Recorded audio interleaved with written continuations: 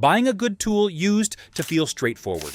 You picked one, paid for it, used it hard, and expected it to earn its place in your shop. Now that same decision feels a lot less clear. What looks like a solid buy can turn into extra battery costs, repair friction, weaker long-term value, and the kind of disappointment that only shows up after the return window is gone. That is why so many people are stepping back and rethinking what happened to the tool market in the first place. Because once you stop looking at the shelf and start looking at ownership, the story gets a lot worse. And when you see what happened to quality, repair, and long-term value, you may never look at that aisle the same way again. The label that stopped protecting you. For a long time, a lot of people saw Made in the United States as a kind of insurance policy. Heavy build, better steel, straighter tolerances. A tool that felt like it was made for work. But the problem now is that the label means less to the buyer than the buyer thinks it does. The Federal Trade Commission still says that an unqualified Made in the United States claim is supposed to mean a product is all or virtually all made in the United States. But brands can also use qualified claims, and buyers do not always slow down enough to notice the difference. DeWalt, for example, says some products are made in the United States with global materials, and also says it sources raw materials and components from around the world when buying them domestically is not viable on cost, quality, or availability. That does not automatically make the tools bad. It does mean the old shortcut is not simple anymore. That is why so many people feel vaguely disappointed by new tools without always knowing how to explain it. The box still talks like the old era. The badge still tries to borrow the old trust. The shelf still gives off that professional glow. But the feeling in your hand is different. The sound is different. Even the way the plastic flexes can feel different. The label survived longer than the promise did. But confusion on the box is only the beginning. The real damage starts after you pay. The cordless tax never ends. Most people think they bought a tool. What they really bought was a system that keeps billing them in pieces. First, it is the drill. Then, it is the charger. Then, it is the bigger battery, because the little one turned out to be more of a demo than a power source. Then, it is the backup battery, because no one wants to stop mid-project and wait. Then a few years pass. The pack feels weaker, the replacement price feels stupid, and suddenly, the original deal starts looking like a subscription you never agreed to. That is why this conversation matters so much for ordinary buyers, not just tradesmen. The light-use homeowner often gets hit hardest. He is not wearing tools out through daily work. He is losing money through weak ecosystem value. A cordless kit sits too long, one battery dies, another gets expensive, a charger goes missing, a newer platform gets pushed harder, and the whole setup becomes annoying enough that buying again feels easier than maintaining what he already owns. So, if the system feels expensive on purpose, the next question is obvious. Who designed it this way? When cost-cutting became the product. This is the part people feel, but do not always say out loud. A lot of tools are not worse by accident. They are worse because the market started rewarding different things. When a product category gets shaped by retail shelf pressure, margin targets, line expansion, and supply chain efficiency, durability stops being the only thing that matters. Stanley Black & Decker's recent annual reporting talks openly about supply chain transformation, greater cost efficiency, complexity reduction, and platforming across product families. That is normal corporate language. But to a buyer, it translates into something very plain. The product is not just being designed to do the job. It is also being designed to fit a financial system.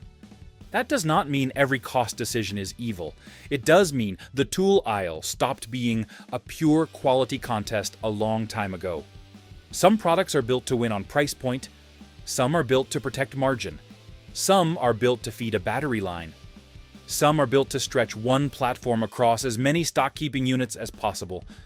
And the buyer standing there under the bright lights is still telling himself he is just picking a strong drill.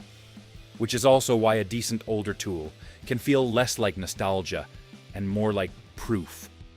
why the old stuff still feels different. Pick up a 20-year-old corded grinder, drill, circular saw, or router that came from a decent line, and one thing becomes obvious very fast.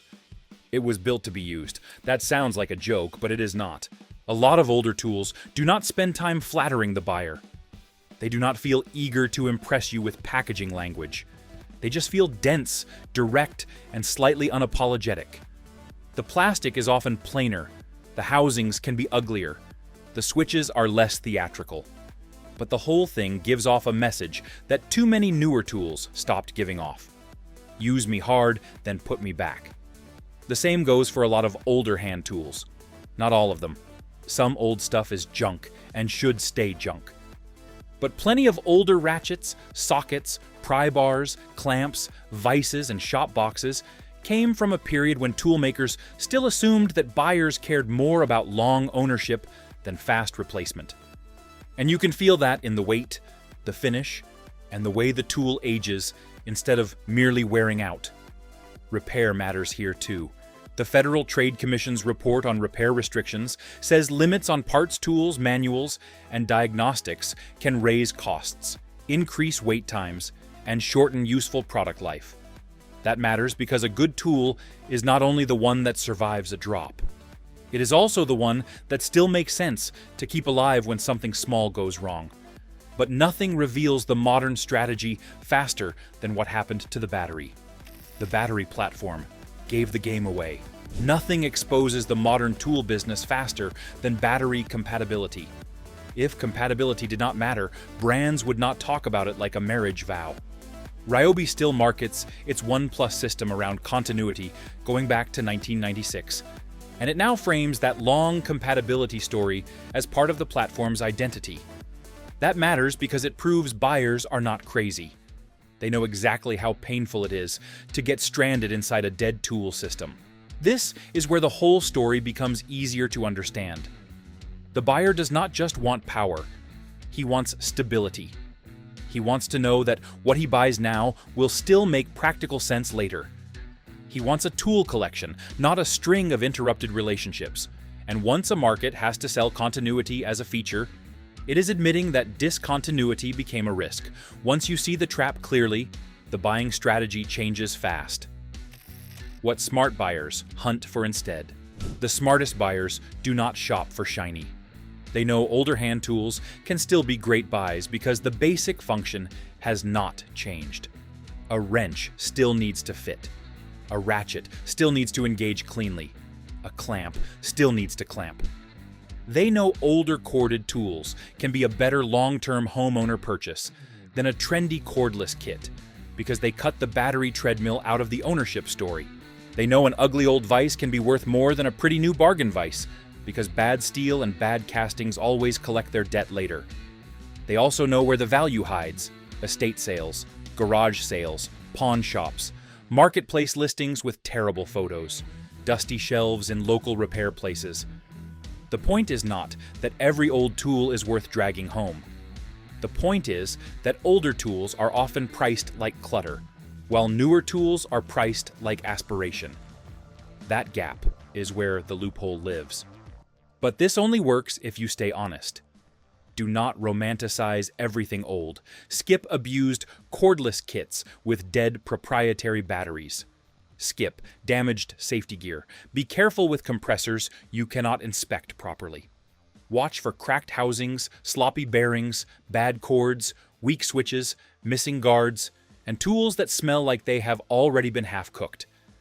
And that is when you realize this was never only about drills, grinders, or batteries. This is really about ownership. What people are reacting to is not just tool quality. It is the feeling that too many products are no longer fully on your side after you buy them. The Federal Trade Commission has been blunt that repair restrictions can increase total repair costs, generate more waste, and reduce the useful lifespan of products. That matters because it changes the emotional contract between buyer and product. A good tool is supposed to become part of your setup. It is supposed to settle in, earn trust, and keep paying you back. When the market pushes you toward replacement instead of upkeep, that relationship gets thinner. That is why this subject keeps spilling beyond tools. It touches appliances, outdoor gear, shop equipment, consumer electronics, and a lot of other things people buy hoping for peace, and ending up with maintenance drama instead. A bad purchase is not only a waste of money. It changes your attitude toward ownership itself. It makes you hesitate. It makes you cynical. It makes you feel like everything is temporary. A lot of people are not buying 20-year-old tools because they love the past. They are buying them because too many new tools stopped making sense. The old shortcuts do not protect you like they used to. The label does not settle the question. The packaging does not settle the question. Even the price does not settle the question. You have to think further ahead than that now. You have to ask what this thing will cost you to keep, what it will be worth when the first excitement fades, and whether it was built to stay in your life or cycle back into another purchase. If you have got an older tool that still embarrasses the new stuff, or a new tool that lets you down fast, put it in the comments. And if you like this kind of straight consumer truth, subscribe and stick around.